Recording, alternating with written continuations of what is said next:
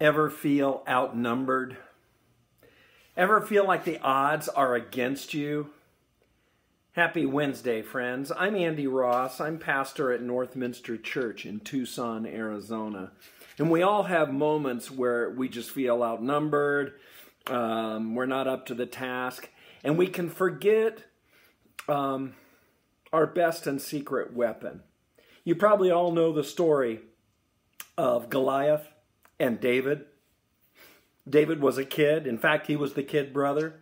Goliath had been besieging the armies of Israel, taunting them for over 40 days, just belittling them, shaming them.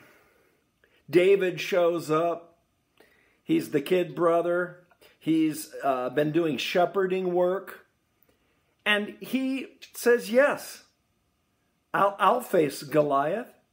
We read in 1 Samuel chapter 17 in the Bible, he says, because he's defied the armies of the living God, this Goliath, the Lord who rescued me from the paw of the lion and the paw of the bear will rescue me from the hand of this Philistine.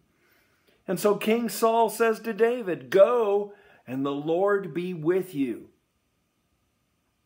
Here's my theory about David and his stunning success at knocking off Goliath. He had 6 stones that he was relying on. 5 smooth stones. Whoop. 5 smooth stones that were on him and a sling. And the 6th stone that he had was the one he was standing on. Earth. It's called the third rock from the sun. And do you know who made earth? God, who's way bigger than Goliath.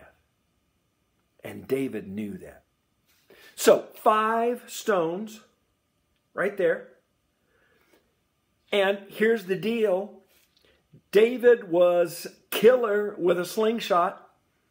What do you do when you're a shepherd and the sheep are just fine hours on end? They're eating, they're staying together. You practice with a slingshot. I have a hunch that David could nail a tree if you named it. Boom. And he had proven experience in taking down a bear, taking down a lion. Hello? When all you've got is yourself, the good Lord, and a sling, you make your shot dead on. So my idea for you is use what God has given you.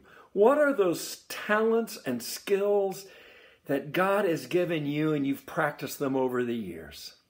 They're in your pocket. And then, what is that rock that you're standing on? Not just the earth that God made, but the God who made you. Evil does not play fair.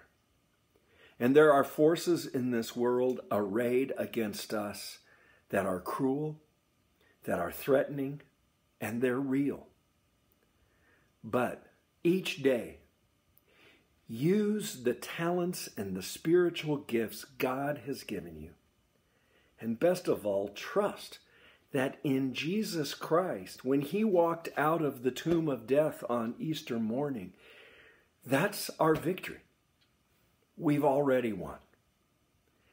And our chance now is to live every day defeating the powers of darkness around us. That could be what this Wednesday is all about for you. God bless you. Go in the Lord's strength.